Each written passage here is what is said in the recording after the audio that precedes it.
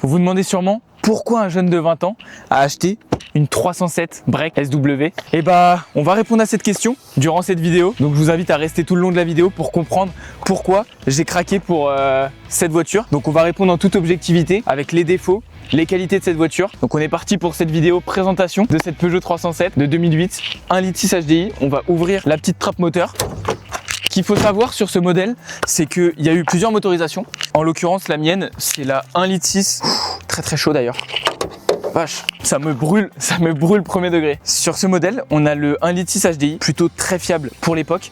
On est vraiment sur les belles années Peugeot, puisque là, on est en 2008 pour ce modèle. Comme vous pouvez le voir avec cette face avant, qui est vraiment différente des phases 1. Donc c'est vraiment l'une des grosses différences qu'on va voir sur les 307, parce que la phase 1, ça ressemblait plutôt à ça. Et donc là, on a Peugeot qui a essayé de faire quelque chose de vraiment plus moderne. Est-ce que ça a marché, est-ce que ça n'a pas marché? Il y en a qui préfèrent les phases 1 malgré tout. Moi, j'aime bien les deux. C'est vrai que les phases 1 ont un côté un peu plus mignon, j'ai envie de dire. Là, on a le côté féroce du lion, quoi.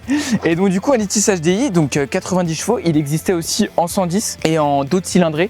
Donc d'autres cylindrés, on va avoir le 2 litres HDI, 1,4 litre essence, le 1,6 litre essence et le 2 litres essence. Voilà, donc on a pas mal de motorisation. Moi, j'aime bien le côté diesel parce que là, on est sur une voiture pour économiser avant tout. Donc c'est ça qui est bien, un des points forts de cette voiture, c'est l'économie niveau carburant. Là, on va être sur du 5 litres 5 au 100 à peu près, ce qui est vraiment pas mal pour un break comme ça qui pèse quand même 1 tonne 4. Voilà, 1 tonne 4 à vide. Avec moi, ça fait 1 tonne 460 à peu près. 1 tonne 4 pour un gros break, ça va. Et vous allez voir après qu'il y a vraiment de la place et c'est aussi pour ça que je l'ai choisi. Mais c'est aussi l'affaire qui était là au moment présent où j'avais besoin. Parce que si vous vous rappelez bien, j'avais une 306 et donc la vidéo s'affiche là. Et en gros, ça consommait beaucoup et je voulais vraiment repartir sur quelque chose qui consomme moins. Donc c'était le bon deal, je trouve. Je pense que certains vont être quand même déçus que tu aies vendu la 306. Et bah certains, et moi le premier. Je vais pas dire que je regrette, mais c'est vrai que la 306, au-delà du fait qu'elle consommait beaucoup, ça restait quand même une voiture à l'ancienne qui était vraiment différente. Là, c'est vrai que quand on rentre dans cette voiture, on est quand même sur quelque chose qui a beaucoup moins de saveur, rien que dans l'odeur, dans la manière de conduire, etc. Ça a moins de saveur que la 306 de 93, évidemment. Donc je l'ai acheté à Sarcelles, dans le 95 pour ceux qui connaissent, chez un professionnel de Sarcelles.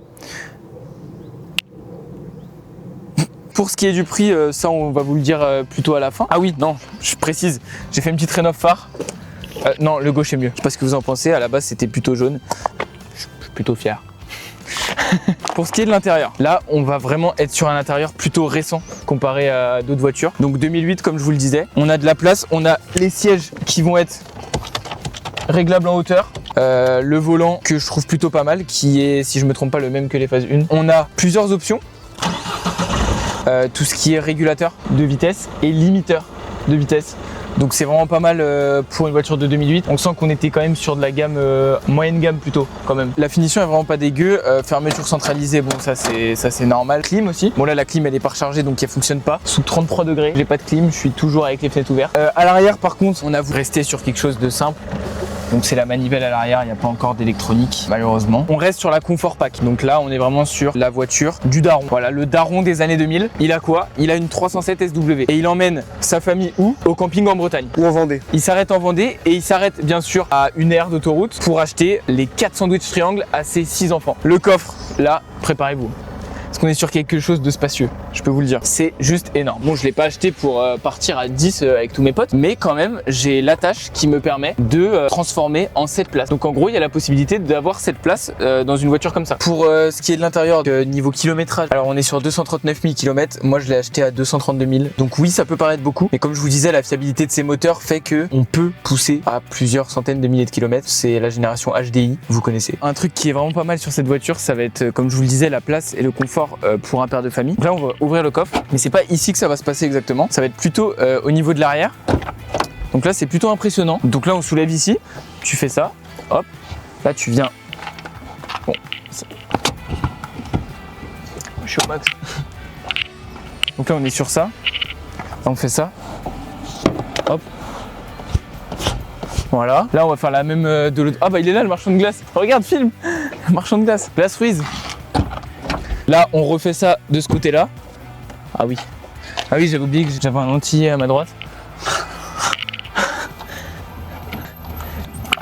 Et là, les gars, magnifique. C'est pour le Daron Prime qui a renié tous ses enfants du pont de Ligonnès. Du coup, voilà, c'était un des trucs que dont je voulais vous faire part, tout simplement. Sur ce, à la semaine prochaine.